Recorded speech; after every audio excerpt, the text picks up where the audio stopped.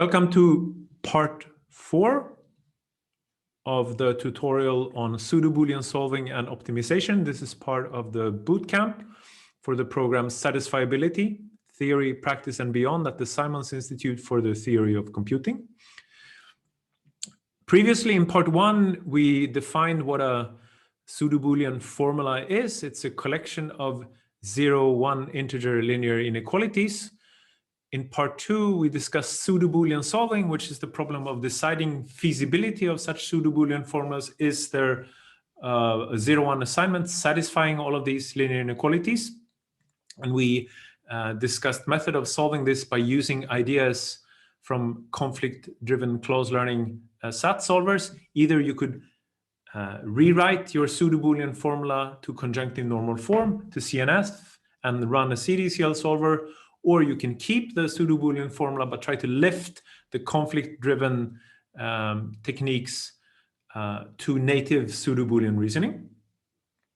Then in part 3, we added a linear objective function, and you want to minimize. So you want to find a solution that satisfies your formula but minimizes this linear objective function. Discuss different ways of doing this using ideas from max SAT solving, for instance. And we saw some examples of experimental results for different implementations. And in these experimental results, we saw that apparently mixed integer linear programming solvers are also fairly good at pseudo-Boolean optimization problems, providing some fairly stiff competition. And so in this fourth and final part of the tutorial, we'll look a bit more closely at these mixed integer linear programming solvers, how they work and what they do, and whether we can maybe borrow some of these techniques to improve our pseudo-Boolean solvers and maybe export some pseudo-Boolean solving techniques potentially to make a mixed integer linear programming solvers better. So a big caveat here is that I am not certainly an expert on mixed integer linear programming. So this, you should view this as a very biased survey, a personal take of this material as I try to learn it enough to make use of it in my own research. So I'll try to tell you a little bit of my understanding of mixed integer linear programming, MIP, and integer linear programming, ILP. And then tell you about some ideas for combining pseudo-Boolean solving and MIP techniques, why this is not maybe so easy to do, but I'll also tell you about some ideas that seem to work. I'll report on a case study on some research that we have done on this. And then, as in the previous parts of this tutorial, I'll try to highlight a number of open problems and research directions. So what is a mixed integer linear program? We have an objective function summing over j, a, j, xj for variables xj. We want to minimize this subject to a bunch of linear constraints ai, j, xj, summing over j less than equal capital AI. And if you have watched the previous tutorials, you know that in the pseudo-Boolean setting, we love normalized form where we always want greater than, but it seems that MIP people tend to write their programs with less than or equal. So in this part of the tutorial, we'll defer to MIP standard and use less than or equal some of the time. So the variables are, some of them are integer valued, but there are also potentially some real valued variables. We think of all variables as being non-negative. And as we already said, we have linear constraints and a linear objective function. Except that if there are no real valued variables, then we have an integer linear program. If in addition all variables are bounded between 0 and 1, we have a 0-1 integer linear program. And a 0-1 integer linear program, that is just a pseudo-Boolean formula. And if we have a vacuous objective function, say summing over j 0 times xj, then that's just a pseudo-Boolean formula, a decision problem. And we can feed such problems to MIP solvers, but they seem to be best for optimization problems where the objective function can really drive the search. Two interesting differences compared to the SAT and Pseudo-Boolean communities is that firstly, in the SAT community, it seems that essentially the best solvers are in academia, or at least even if the big corporations maybe have their own solvers, they're not fundamentally different. They're not doing something fundamentally better than what we know in academia. However, in the mixed integer linear programming community, this is not so. Closed source commercial solvers such as Simplex, Groby, and Express are arguably much better than the best academic solvers. Although a solver like Skip is still, it's academic. You can, it's not fully open source, but you can at least read the source code and understand what it does. But it's not as good as the best commercial solvers. And this also, of course, is challenging when you try to evaluate and run experiments, because you would like to run experiments with the best solvers, but it's hard to interpret these results because you have no idea what these solvers are doing. Or maybe sometimes you have some idea, but not really enough. So this is a challenge when running experiments and evaluating MIP solvers. Another difference, which is more about solving technology, is that at a high level, you can say that for SAT and Pseudo-Boolean solvers, the search phase where you make decisions and propagations, there's a great emphasis on speed. You try to make your decisions as quickly as possible. You unit propagate as quickly as possible. Just go fast, fast, fast. And then until you hit a conflict. And then you back up.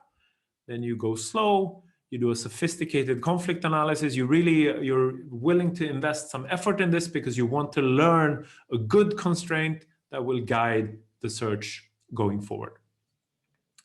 In MIP solvers, it's pretty much the other way around. Mixed integer linear programming solvers can invest lots and lots of time and effort into decisions, how to set variables to values, or how to decide on bounds for the variables. And in comparison, the backtracking part is not so advanced. So at a high level, what a MIP solver does, it does some pre-processing of the input. It's called pre-solving. And then it repeatedly solves linear programs that gives estimates of what the solution might be, and this is called branch and bound. And then you can also add new linear inequalities that are known as cutting planes, and they are valid, so they preserve all the solutions to your original problem, but they can be used to rule out infeasible solutions found by the linear programming solver, and so they tighten the search space. And then there are lots of heuristics, in particular heuristics for how to solve, because in contrast to, you can think of SAT and the Pseudo-Boolean solver as going depth first, always in your search tree. But this is not so. In MIP solvers, you can grow your search tree in a much more varied way, maybe sometimes go deep and sometimes you go more, do like breadth first search or some kind of combination. Okay, so what is a linear programming relaxation? Well, you just keep your mixed integer linear program, and the only difference is that the integral variables are relaxed to be real value. So this means that you can solve the problem fast now. It's just linear programming. This we can do in polynomial time, and you get a linear programming solution, which will denote as x star. And this clearly gives a lower bound because you're optimizing over a bigger search space now. So you could potentially get a better minimum. And the lower bound you get is definitely a lower bound on what you could achieve over the smaller domain. Could happen though that this solution happens to be feasible for the original MIP, and if so, you're happy, then you have an optimal solution. As a side note, the LP solver that you're running is, I said we can solve this in polynomial time, and we know that you can solve linear programs in guaranteed polynomial time using these new sophisticated like ellipsoid-based methods. Typically, this is not what you'll be using. You'll use the old and trusted Simplex algorithm. The reason for this is that you will have many LP calls on very similar problems where you just change some variable bounds, and so you can reuse earlier work and do so-called hot restarts to find a solution that might be very close, just a few pivots away from where you were earlier. And this is something that is supported by Simplex, but not by these more advanced modern LP solving methods.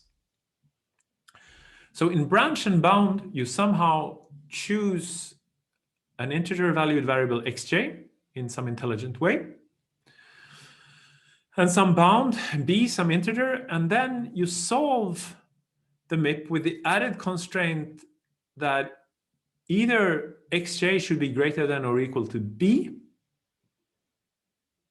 and that gives you one subproblem, and the other subproblem is that it should be smaller than or equal to b minus 1. And in this way, you can get a tree of subproblems, which you can then solve in the same way. And you can prune away a subproblem or a node in your branch and bound tree when you find out that the LP is infeasible. Or, for instance, when you're keeping track of the current best solution, the incumbent solution, and if you solve an LP bound in a node, and already that LP bound is larger than your incumbent, then you know you don't need to explore this node or this search tree any further. Branching decisions, as you can see above, they're made on variables. In general, you could also imagine branching on general linear constraints. This is potentially much more powerful, but it's also difficult because it's difficult to figure out what kind of integer linear inequalities you might want to branch on.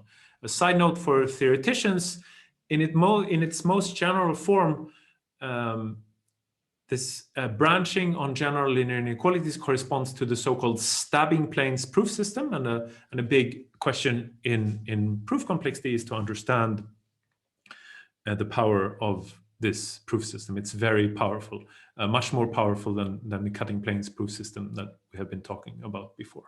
But again, this assumes that you can branch over general linear inequalities, which in practice is not done. So the cutting planes method is something that we should talk about carefully. One problem when you talk to people in the MIC community is that the words we use on the theory side maybe and on the SAT side, and some of the words they use, for instance, when we talk about cutting planes, the cutting planes proof system, the cutting planes method, we typically mean different things. So that's important to keep in mind. So what is meant with the MIP cutting planes method is basically this. So you solve an LP relaxation of your problem. And again, if your solution happens to be feasible for the MIP, then you're happy because you found the optimum.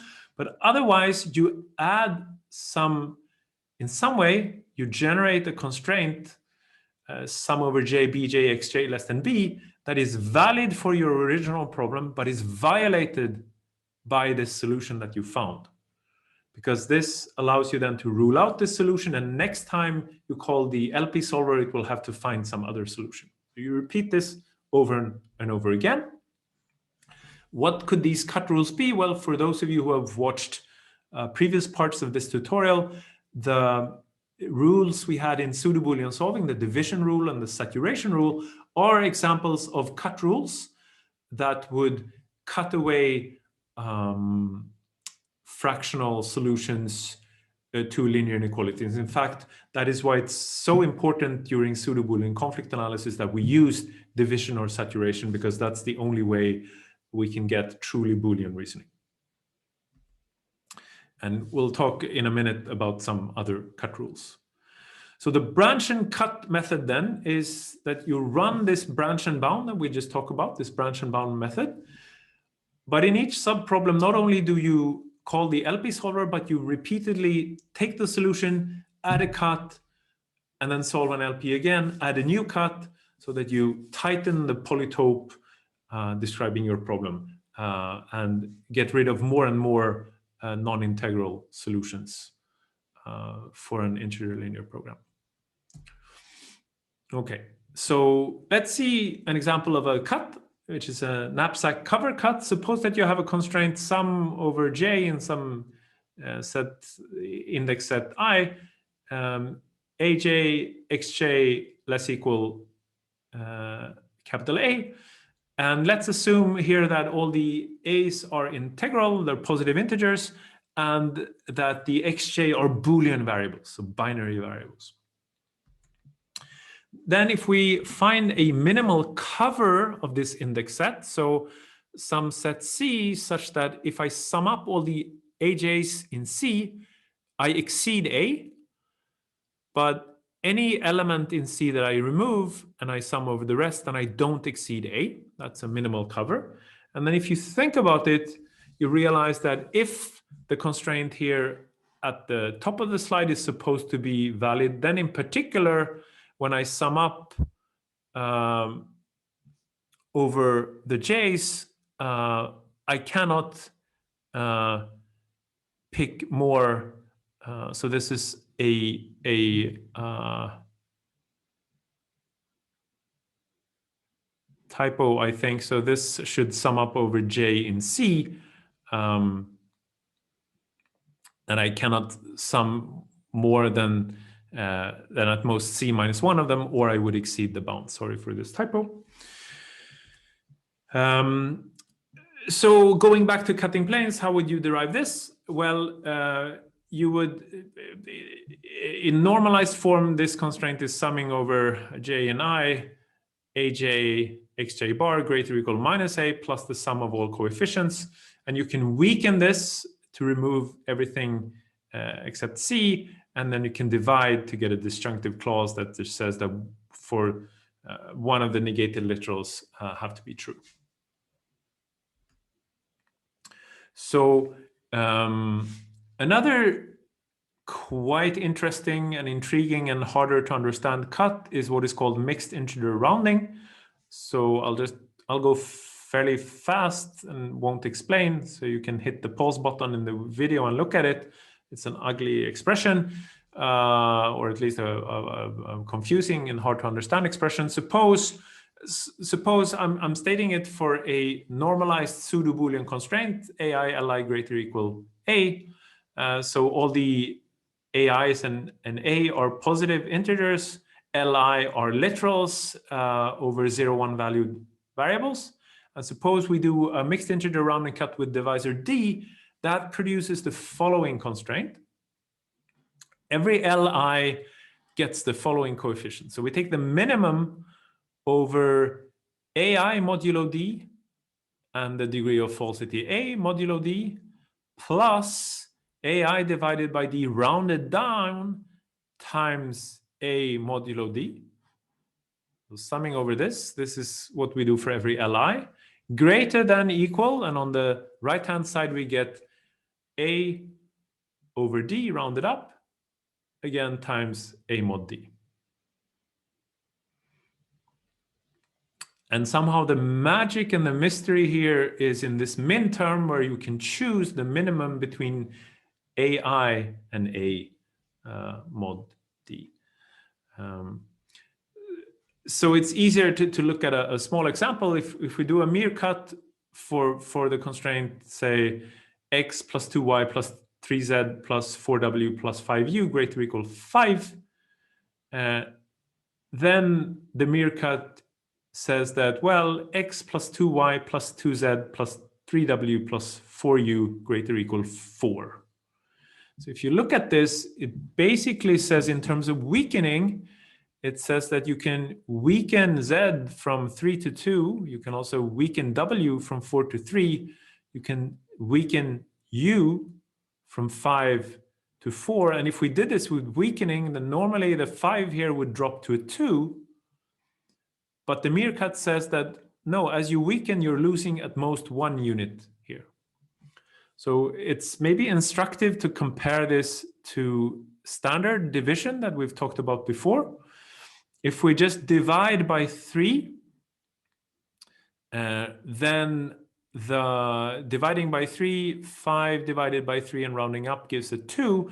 So let's divide by 3 and then multiply by 2 so that we get the same degree of falsity on the right-hand side. Then if you do the math, you see that standard division by 3 and multiplication by 2 produces the constraint 2x plus 2y plus 2z plus 4w plus 4u greater or equal 4. And if you compare this with the meerkat, you see that the meerkat is stronger. Sorry, here is the meerkat. It's stronger because we have the same degree of falsity here, but all the coefficients here are less than or equal than their counterparts here. So this is a stronger constraint than this one. And this is a general fact that anything you can do with the division rule that we find in the theoretical computer science literature, the proof complexity literature, you can do with meerkats. And it's actually an interesting question, and I don't know the answer to this, how the theoretical computer science, the proof complexity cutting planes division rule compares to the mixed integer rounding cut rule. This would be interesting to understand better. So next, just a few words about pre-solving. That's a topic for a completely, a wholly separate talk that goes for many other topics in this whirlwind tour of MIP solving. Interestingly, it is important for performance, but my impression is that it's not as crucial as for CDCL solvers, where it's like nobody in their sane mind would run a CDCL solver, I think, without preprocessing. For MIP, it's certainly important, but it's not a life or death question as far as I've seen. Some simple techniques that are used, if you figure out that a variable is fixed, you can just substitute the value. There's some normalization of constraint. For instance, if there's an integer constraint, you can find the greatest common divisor. On the left-hand side, you can divide and then round on the right-hand side. You can probe by tentatively assigning binary variables and propagate to see what you find out. You can, by dominance, you can remove constraints that are implied by other constraints to shrink the instance. And already in part 1 of this tutorial, I talked about additional material on mixed integer linear programming. In particular, for pre-solving, there's more details in the talk by Ambros Gleixner, and here you have the link to this talk again. Mixed integer linear programming solvers also do conflict analysis, and it's analogous to what's being done in conflict-driven close learning SAT solvers. In fact, I would argue that it's too analogous in the sense that, and in contrast to native Pseudo-Boolean solvers, what you do is you operate on reason clauses that you extract from the constraints. But if you remember in part 2 of this tutorial, for Pseudo-Boolean solvers, they actually do the conflict analysis directly on the linear constraints themselves. But MIP solvers don't do this. MIP solvers only operate on clauses that you can somehow derive from the constraints. And this leads to an exponential loss in power. One simple example of this is a little bit stupid example for reasons that I will explain presently, but still instructive, is look at the pigeonhole principle. And which says that xij means that pigeon I flies into hole j, and we have constraints for every pigeon I saying that it gets a hole j. But we have n plus 1 pigeons, and we have only n holes, and for every hole we have the constraint that at most 1 pigeon flies into this hole. And if we write this in the natural Pseudo-Boolean form, but do a conflict analysis where we only extract clausal reasons, then it's not so hard to see that this encoding and the clausal encoding have exactly the same propagation properties. So for an outside observer, if you're doing your conflict analysis on causal reasons, you can't really tell whether the input is these linear inequalities or the CNF encoding, which in turn means that if you're running on the CNF encoding, we have an exponential lower bound in the seminal paper by Hake. So this shows that if you're doing conflict analysis but on clauses extracted from your linear inequalities, then this can lead to an exponential loss in power. So why is this a stupid example? Well, it's a stupid example because this is also the LP relaxation of this problem is infeasible. So if you're a MIP person, a valid complaint is to say, well, I agree that if I were to run conflict analysis on this, this wouldn't be so great, but I will never run conflict analysis on this because at the root node of the MIP solver will solve the LP relaxation and will immediately determine that the problem has no solution. This is a fair point. And I can just say that there are other more interesting benchmarks where it seems that you run into similar problems where we see that pseudo-Boolean solvers perform really well, but MIP conflict analysis seems to suffer from that it's too close to resolution and suffer from the same exponential lower bounds that resolution do.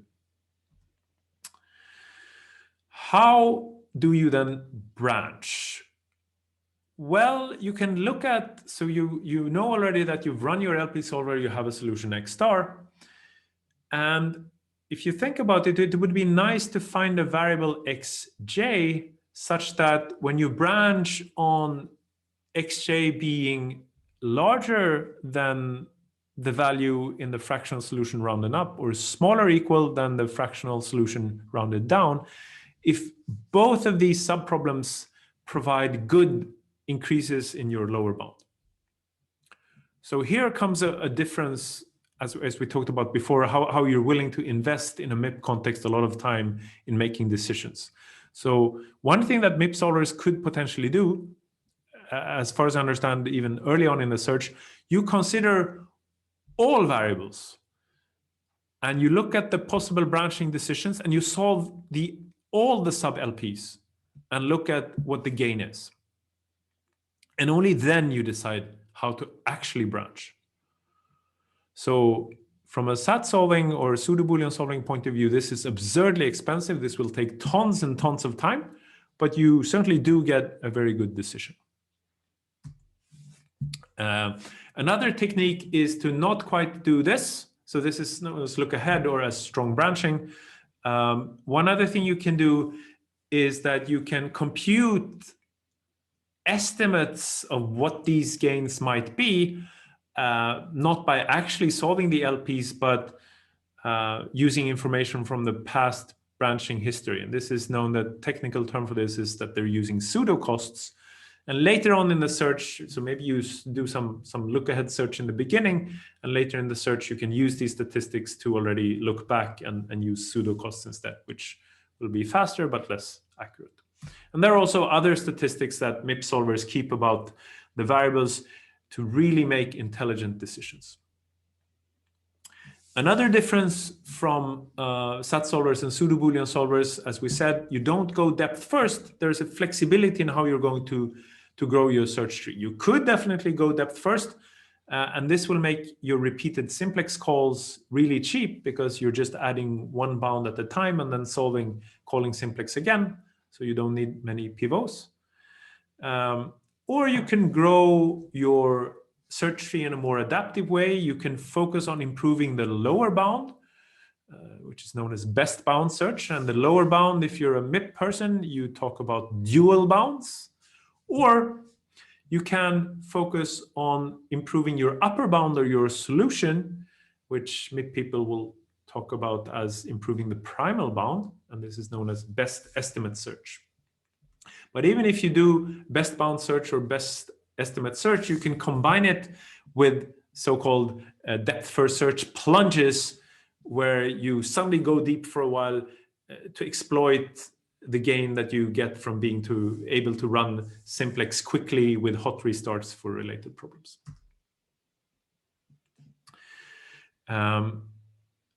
You have heuristics for how to find good solutions and improve them to improve the primal bound. So these are primal heuristics.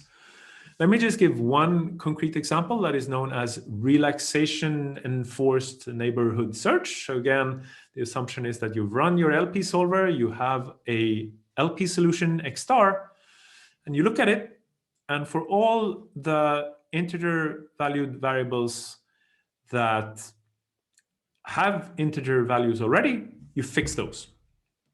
Okay?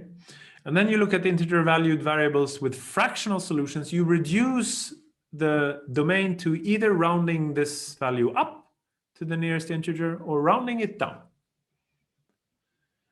So all of these variables now have a domain size of 2.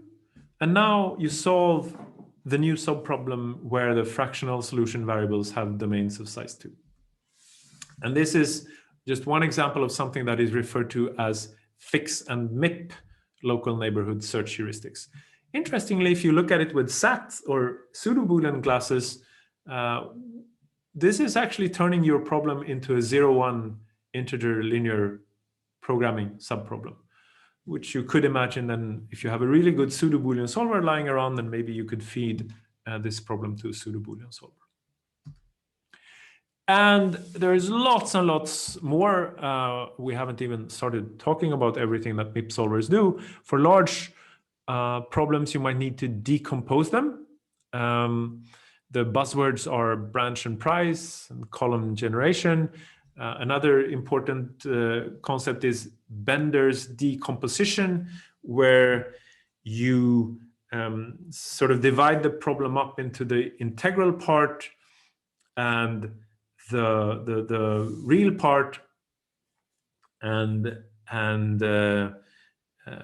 somehow solve these parts somehow independently, as it were. So I wasn't planning to get into this, so maybe I should just try to get out of it and refer you to the literature for a better explanation. But these are important techniques, especially for large problems. Symmetry handling can be important. You can do it via graph automorphisms, somewhat similarly, I think, to how it would be done, for instance, in some SAT solvers, or the commercial solvers would have more syntactic dedicated symmetry detection. You can rewrite your problem using extended formulations, introducing new variables and constraints. And extended formulations is a beloved topic in the theoretical computer science community. So there are lots of interesting results there. Parallelization is important for MIP solvers to run on parallel architectures. How to use restarts, many other aspects. What about correctness? Well, so the fastest MIP solvers use floating point for efficiency reasons, but that means that you might run into rounding errors.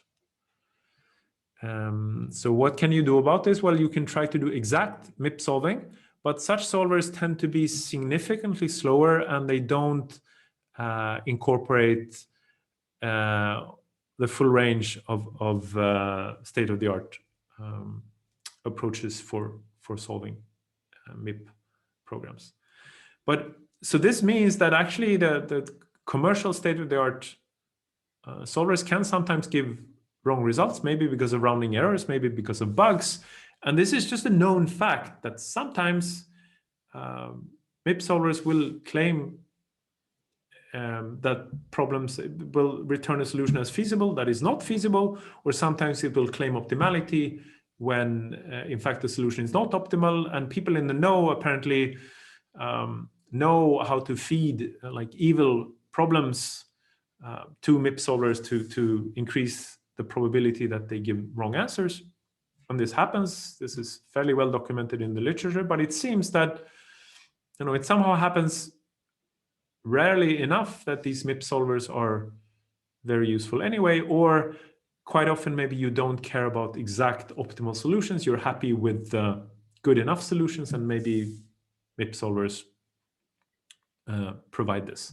But it certainly raises the question of how you would get provably correct results. Like we know from the SAT community that proof logging is important to have certified results from solvers. And this is just something that MIP solvers don't provide. Although, as I said, there is a need for it. There has been some work on providing proof logging for MIP solvers. It seems that, well, it seems like it hasn't been successful enough to actually be incorporated in practice. Let's put it that way.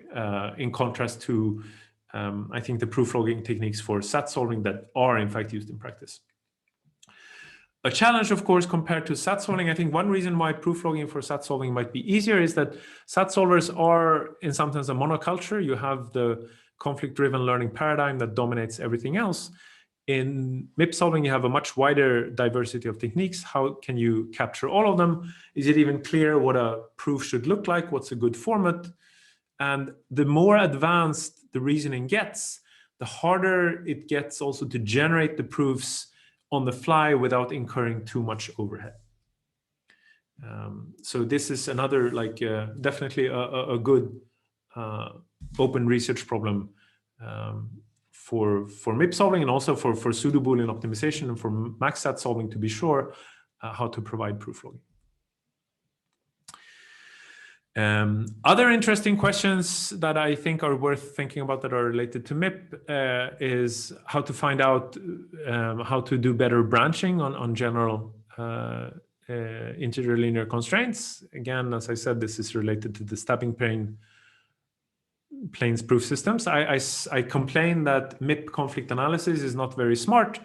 An obvious question, at least for 0-1 integer linear programs, which is a big and important subclass of MIP problems, whether we could borrow ideas from native Pseudo-Boolean solvers to improve on the conflict analysis.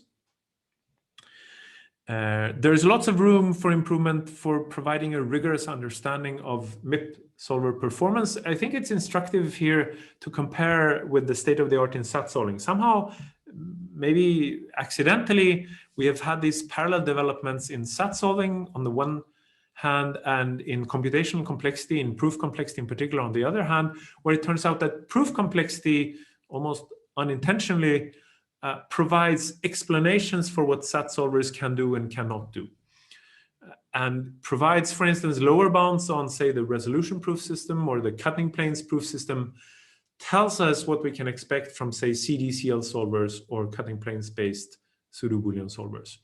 And based on such results, we can also develop interesting families of theoretical benchmark formulas, sometimes referred to as crafted benchmarks, and computational complexity results for them, where we know that these benchmarks might be hard or easy for solvers using such and such techniques. So it would be interesting to have something like that for mixed integer linear programming. My understanding that it is basically just missing.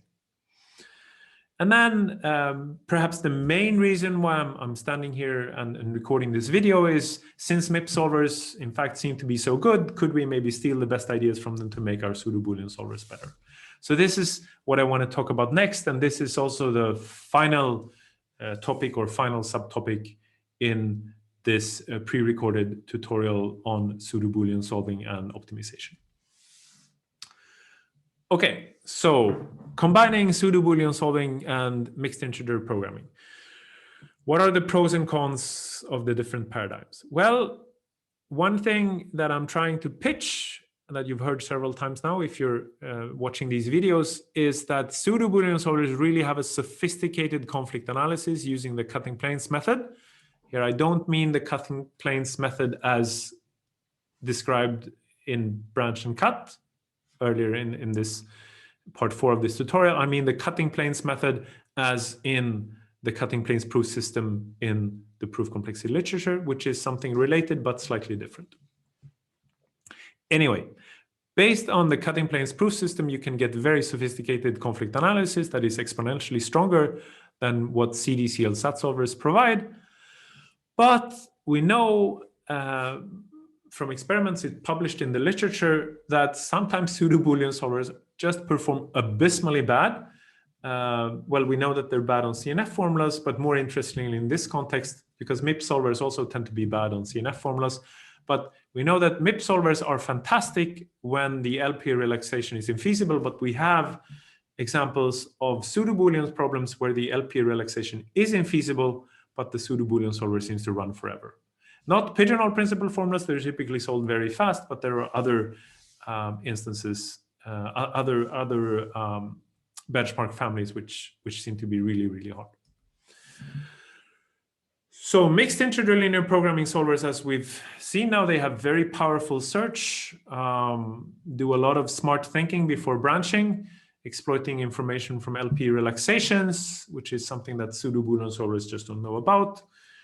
They have a rich variety of cut rules, not just division or saturation, but mere cuts and other cuts. But on the other hand, the conflict analysis is not so great. It's basically just SAT-based conflict-driven close learning, and it's not clear, since they're so good at other things, like why would the conflict analysis, comparatively speaking, be so weak?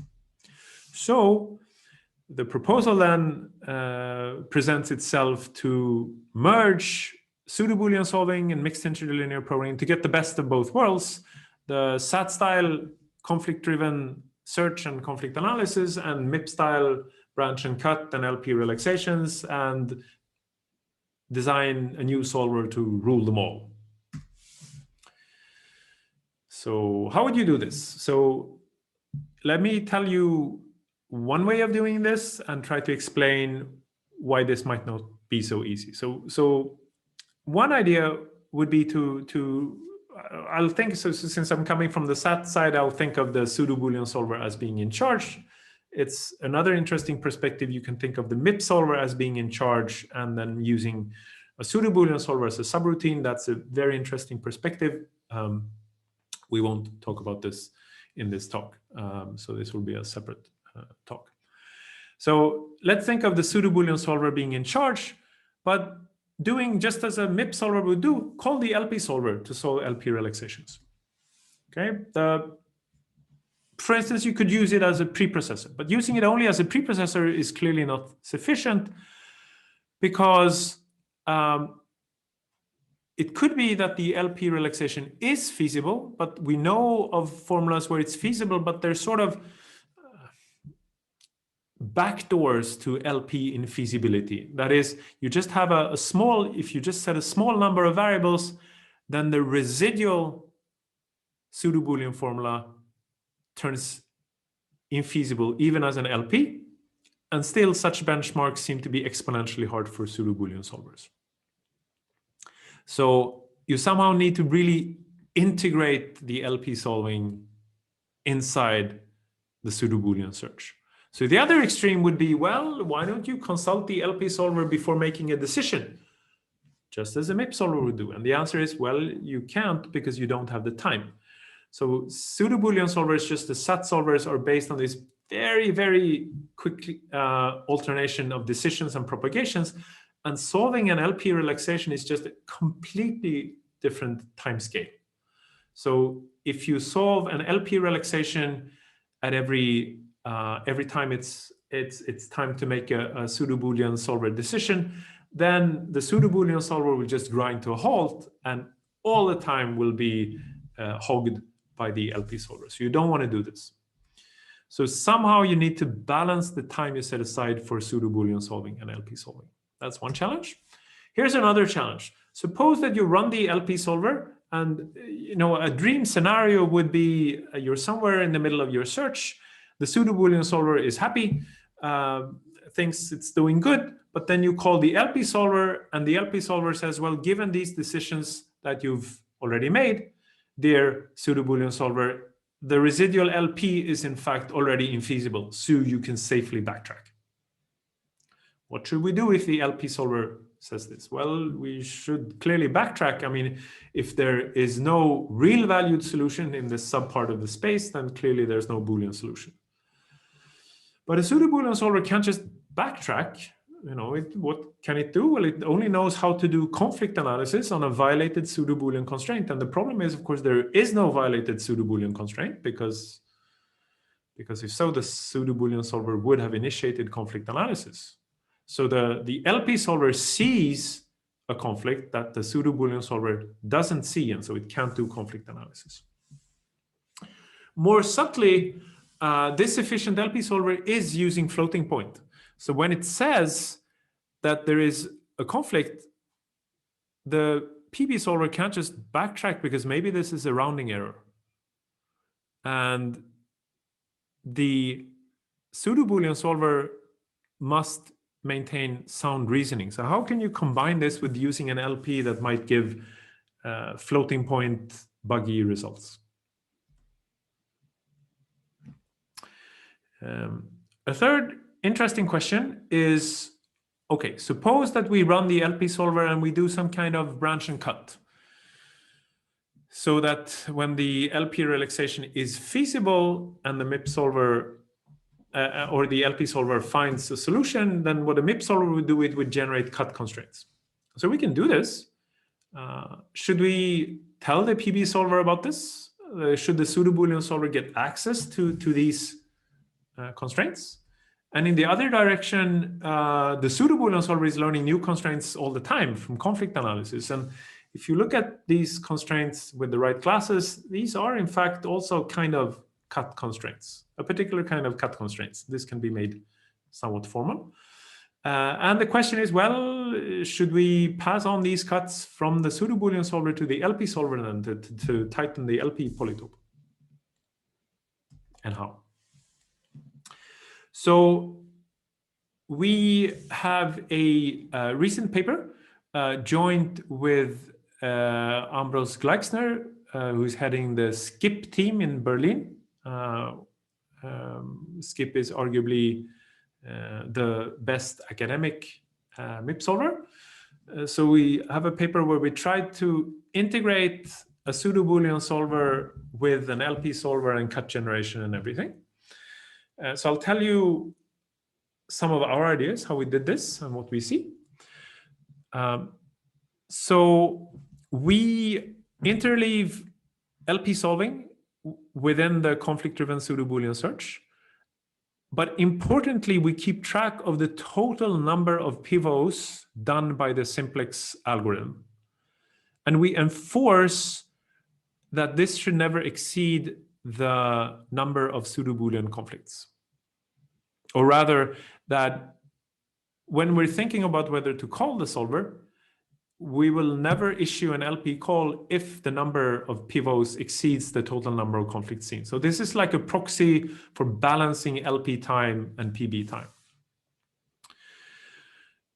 Once we call the LP solver, we also have a limit for how many pivots we allow in a single LP call, because it turns out that if you run the LP solver until completion, then some LPs can in fact be pretty hard, and the LP solver is operating on a different time scale. So maybe the instance will time out without the LP solver ever returning to the PB solver, and we don't want that.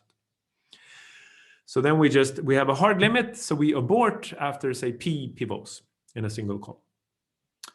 However, this call is like wasted because clearly the LP solver did something but didn't reach any results. And we don't want to waste resources. So whenever this happens, we double the limit P. What this means that in the future, we'll get fewer LP calls, but we have a greater probability of the calls we actually make running until completion. And it seems that this is a novel contribution to how you would balance LP time with the other techniques used in the solver. Because the idea, so I didn't say this, but I should say, the idea of somehow incorporating LP relaxations in, say, a SAT solver or a Pseudo-Boolean solver or even a constraint programming solver is certainly not a new idea. People have tried this, but a challenge that has been hard to deal with is apparently the fact that how do you avoid the LP solver to starve the other solver? And this is how we make sure that the LP solver can never starve the Pseudo-Boolean solver. So what should we do when the LP solver reports that the LP relaxation is infeasible? Well, it turns out that this problem has in fact been solved. So you can use Farkas lemma, which says that when this happens, there exists, and not only exists, but you can find explicitly, efficiently, a linear combination of constraints that is violated by the assignment that the solver currently has. And since this is a linear combination of existing constraints, a positive linear combination of existing constraints, it's valid to derive it. So we can derive this constraint and add it to the database of constraints for the solver, and then we say, ha, we have a conflict. Look, PB solver, we have a conflict here. And then, okay, then the PB solver knows what to do. It can trigger conflict analysis and backtrack. Importantly, when we compute this linear combination, we do so with exact arithmetic. So we don't have any rounding errors.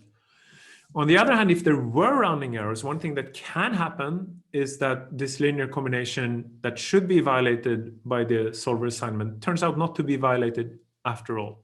We would not expect this to happen very often, but it could happen. Well, if so, we just say we determine that this was a false alarm and we ignore it and we continue the Pseudo-Boolean search. No harm done. Maybe we missed out on an opportunity to backtrack, but if so, what? We tried to compute a constraint justifying this backtracking and we failed. So we have to continue the Pseudo-Boolean search.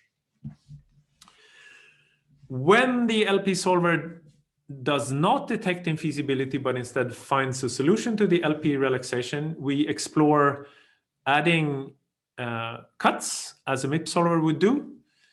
And we share also these constraints with the Pseudo-Boolean solver to hopefully improve the Pseudo-Boolean search.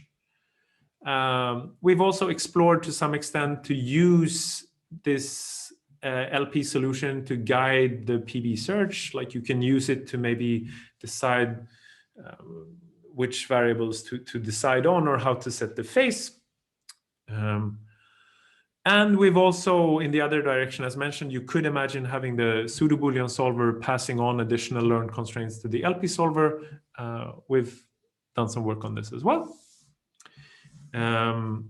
So since I mentioned Farkas lemma, let me just be clear on what we need. So let me state like a very special purpose Pseudo-Boolean Farkas lemma, which is basically just Farkas lemma for 0-1 integer linear inequalities phrased in Pseudo-Boolean language. That's all that it is, nothing fancy.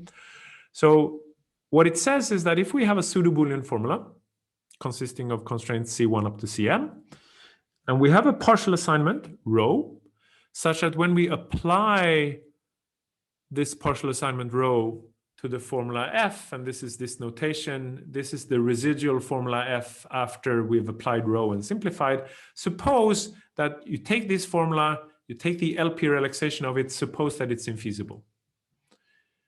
Well, then there are positive or non-negative integer coefficients so that you can find a linear combination of these constraints such that this linear combination is in fact violated by rho. Or in Pseudo-Boolean language, if you take this linear combination, this constraint, and you look at the slack under rho, then it's negative. And this is nothing new. It has been observed before that you can do this, and that the Farkas constraint that you get in this way is a valid starting point for Pseudo-Boolean conflict analysis.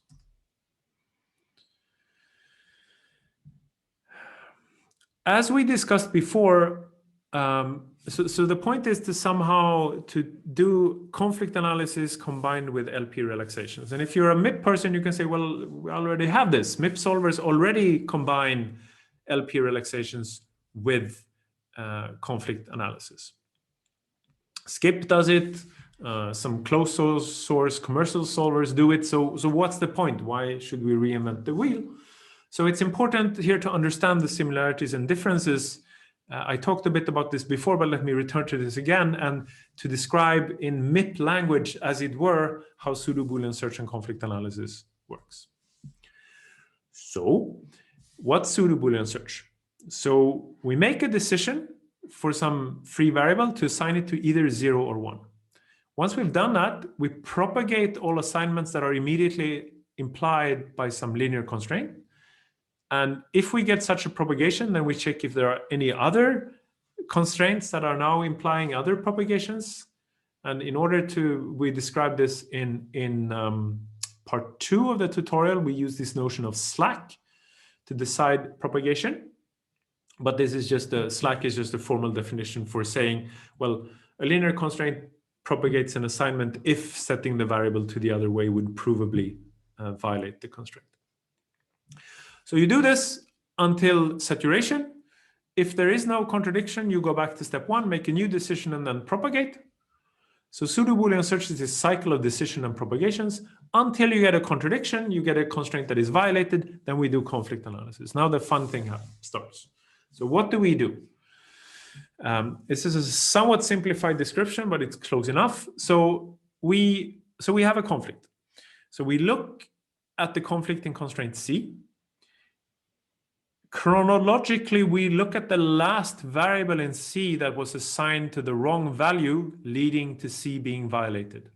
That was because of a propagation. So we find the reason constraint responsible for this. Let's call it R.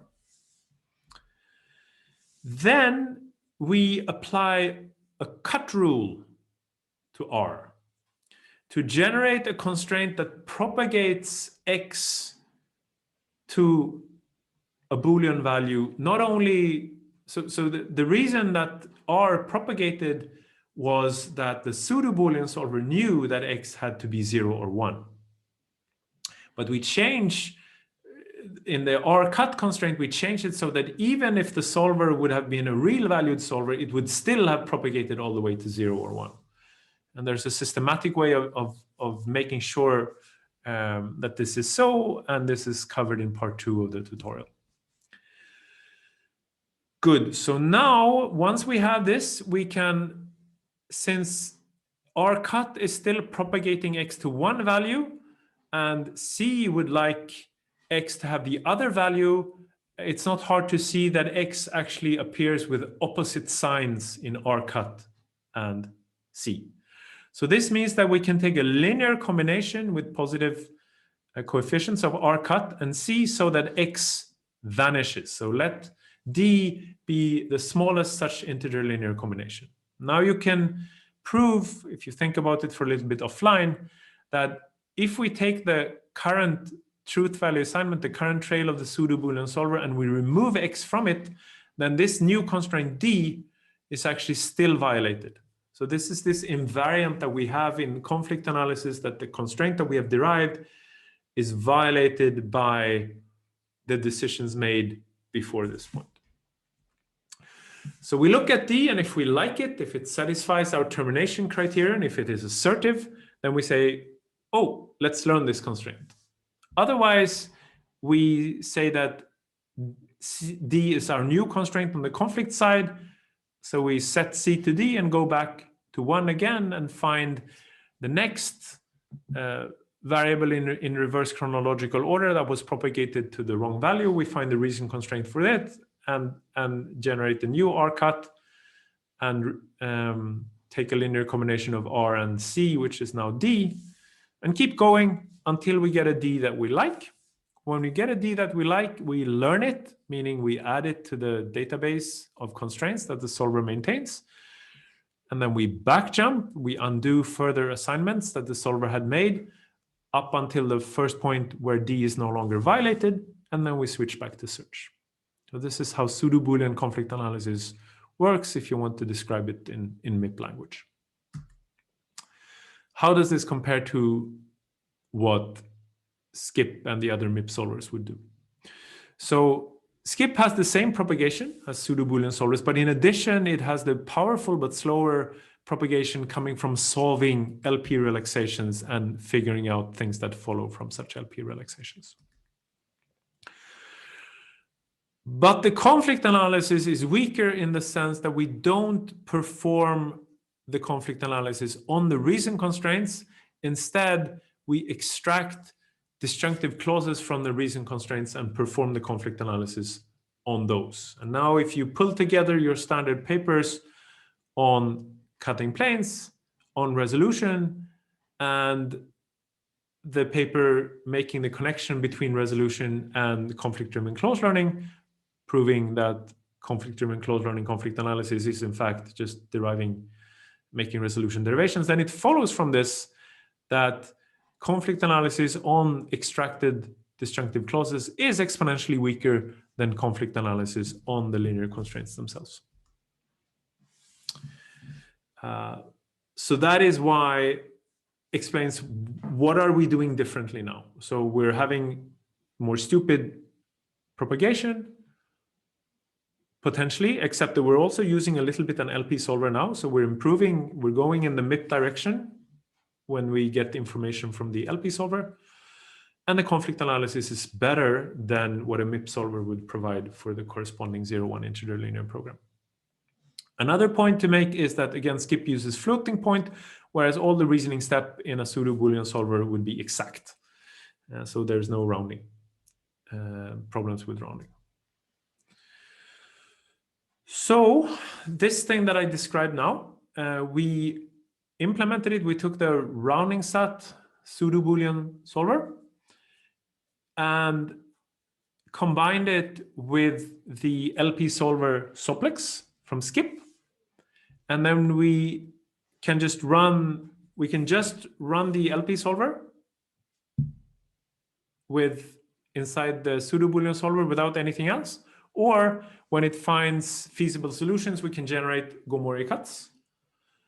We can also and share these Gomori cuts with the pseudo-Boolean solver. We can also, in the other direction, share learned pseudo-Boolean solver constraints with the LP. And here are some plots on what happens. So if we take the collection of hard knapsack benchmarks collected by Pissinger, and we run the state-of-the-art pseudo-Boolean solvers naps and sat for j, then we run rounding sat, and we run rounding sat with LP integration, plus Gomori cuts, plus also the PB solver sharing learned constraints with the LP solver, and see what happens. We see that although these knapsack problems are pseudo-Boolean optimization problems, sat for j and naps struggle. Rounding sat is better. When you throw in the LP solver, it gets even better. When you take the Gomori cuts, yet more amazing stuff happened. And even sharing learned constraints from the PB solver with the LP solver also helps. You don't get all the way up to skip, but you close a large part of the gap. So on these particular benchmarks, it definitely seems that combining pseudo-Boolean solving with linear programming is a no-brainer.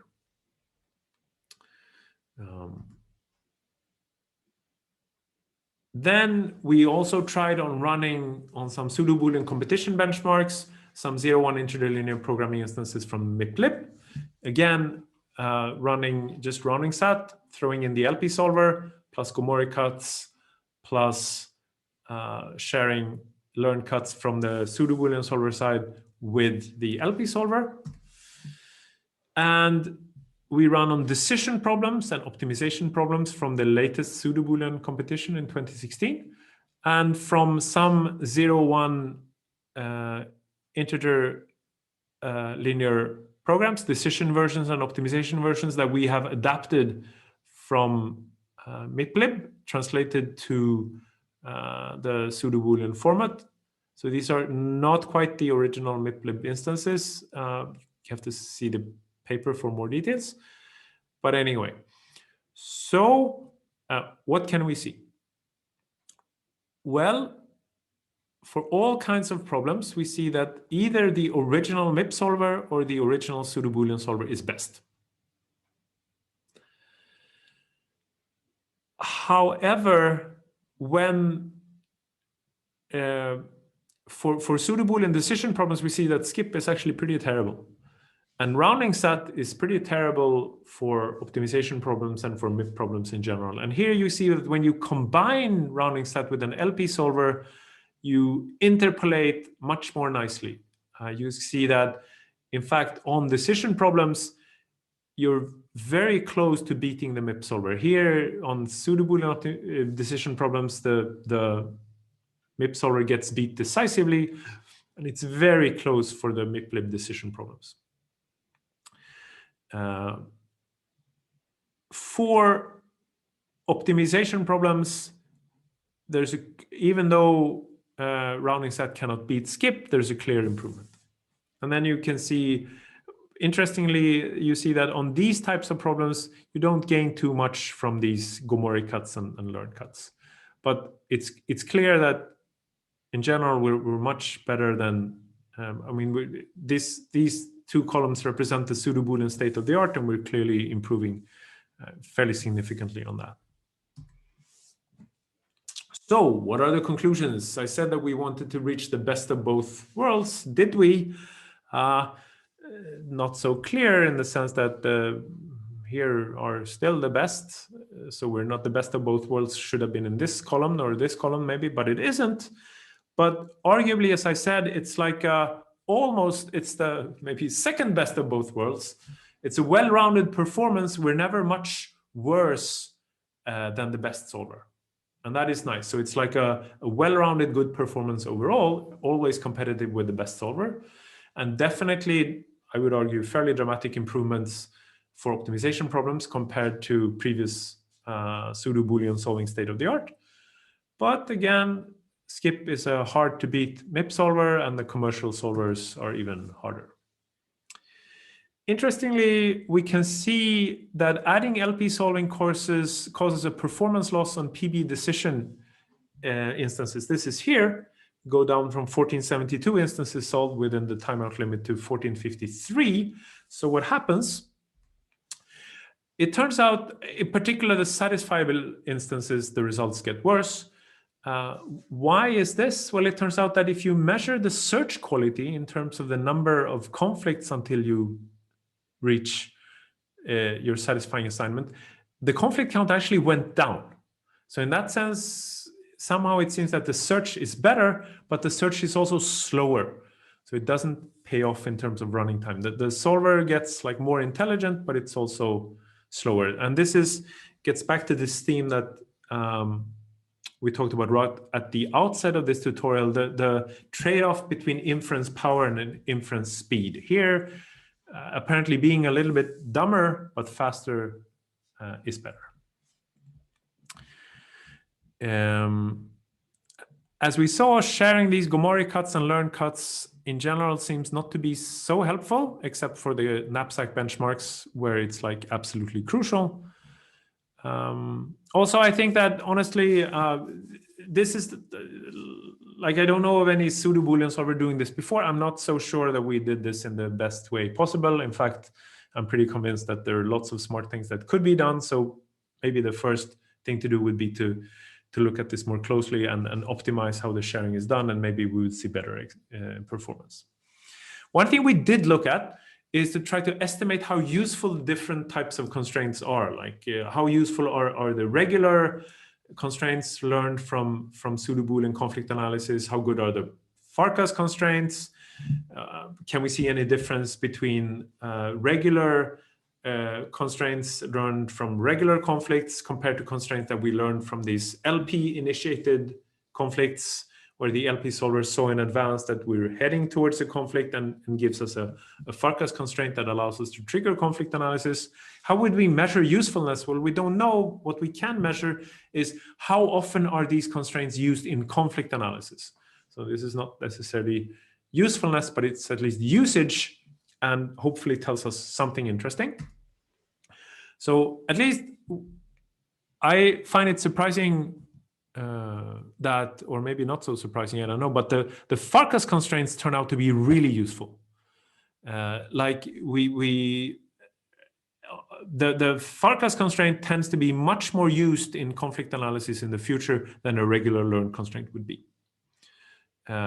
For optimization problems, not necessarily for decision problems. But so these are the Farkas constraints that are returned by the LP solver. But then remember that we trigger conflict analysis from these constraints to learn a new constraint, just as a Pseudo-Boolean solver would do for any conflict. And these constraints seem to be much worse than regular learned constraints, and I don't know why. However, there's also a big spread in the usage measurements. But I think it would be interesting to study this and understand what's actually going on. So future research directions, fine-tune the heuristics, think about how to improve the cut generation based on our particular setting with Pseudo-Boolean solving to get more intelligent in how the sharing of constraints from the Pseudo-Boolean side to the LP side should be done. Also, one important thing is that we have in some sense, a fairly static allocation of time by counting number of pivots that the LP solver gets compared to the number of conflicts that the Pseudo-Boolean solver gets. Maybe if the LP solver is producing amazing results and deciding infeasibility over and over again, maybe we should allocate some more time to it. Or on the contrary, if it never does anything useful, then maybe we should give it less time. We haven't explored this, but it's a very natural thing to try, I think. We talked about which constraints are useful, Farkas constraints or constraints learned from Farkas conflicts compared to regular constraints. I think there's more room for understanding what's going on here. Also, to what extent like Gomori cut constraints are useful for the Pseudo-Boolean solver. The MIP solver uses lots and lots of information from the solutions to the LP relaxations. Could we use this information more intelligently also in a Pseudo-Boolean solver, since we're now solving linear programming relaxations? Pre-solving is something, pre-processing is not done in Pseudo-Boolean solvers. Why don't we do that? Maybe we could use MIP pre-solving. Maybe we could use mixed integer rounding cuts instead of the division we're using in Pseudo-Boolean conflict analysis to improve it. I think this would definitely be worth looking at. To the best of my knowledge, this has not been done. And as I mentioned before, in some theoretical sense, we know that mere cuts are never worse than division cuts. They could be better, but we don't know how much better. This would be interesting to understand. So now we have combined an LP solver with a basic Pseudo-Boolean solver. What about, we talked about in part 3 of this tutorial, we talked about core guided search, we talked about implicit hitting set algorithm. Maybe those could be combined with an LP solver in the same way. A comment on the Pseudo-Boolean solver. So it seems, based on these results that I showed here, that rounding sat with linear programming integration, or also as we discussed in part 3 of the tutorial with core guided search, seems to provide state-of-the-art performance, improving significantly on what has been available previously for Pseudo-Boolean solving. Although again, pure MIP solvers are also good and often much better. But rounding sat tends to be much better on unsatisfiable instances or proving optimality than on actually finding solutions. So running on satisfiable instances. So it would be very interesting and I think important to improve the search in Pseudo-Boolean solvers. And I believe that the sophisticated cutting planes based conflict analysis in Pseudo-Boolean solvers should be exported to MIP, or at least to 0-1 integer linear programming solvers. And maybe we could go beyond 0-1 integer linear programming solvers and even solve 0-1 MIPS in such a way that the PB solver would be responsible for the integral part, and then whenever it needs to deal with the real valued variables, it would call an LP solver that takes care of that. It would be interesting to see if something like that could be made to fly.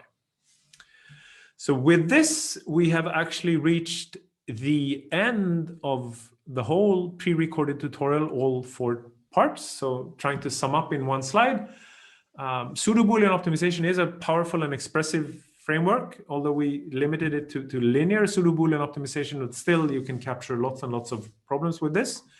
And then once you have these problems formulated, you can attack them with SAT solving or max SAT solving, or you can use what I've referred to as native Pseudo-Boolean solving, that is using Pseudo-Boolean reasoning based on the cutting planes proof system.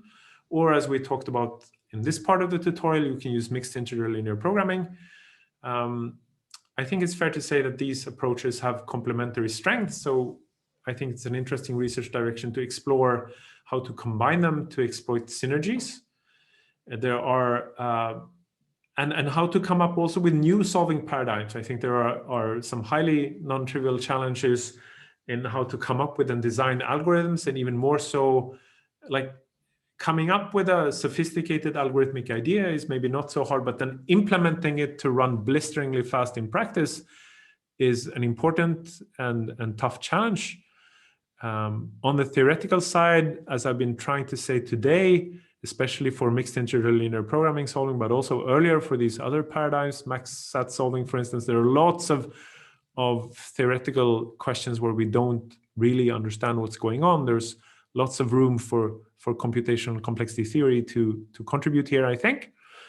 But in this intersection in between different areas, I believe there might also be quite a bit of low-hanging fruit if we come together, if people come together with different perspectives and look at these problems, then maybe it's possible to make significant progress just by pooling ideas from these different research areas and different communities. And personally, regardless of anything else, I just find that these problems are really, really fun to work on. They're an excellent source of fun problems, both applied fun problems and challenging theoretical problems. So I invite you to work on these problems. I'd be happy to talk to you if you're interested in this and have listened on the tutorial this far. And with this, I thank you for watching, and this is the end of the tutorial. So what comes now is just as promised several times in these different pre-recorded tutorials, I'll just flash through the references, but you should also be able to find the references in the PDF file with these slides that you find on the Simons Institute webpage. As should be clear from here, there are quite a few references for further reading with a focus on applied papers. And for some of this material, especially for the Pseudo-Boolean solving part, you could also look at the SAT handbook, the Pseudo-Boolean and cardinality constraints chapter, and also the proof complexity chapter, which has some of the latest news regarding how to design conflict analysis algorithms based on cutting planes.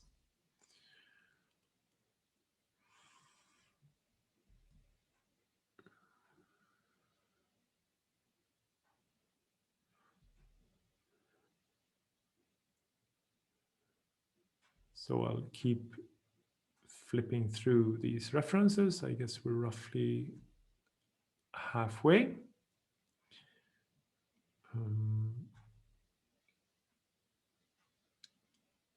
And as you can see, in particular, there are a lot of max SAT references. So I think there's a lot of material in there on max SAT solving where you can ask how these techniques can be lifted from conjunctive normal form to the Pseudo-Boolean format and maybe be made stronger thanks to this. There are also a fair number of classic SAT papers, like the Sørensen and Bjerre paper on minimizing learned clauses. Doing something like this for pseudo-Boolean solvers would be really nice.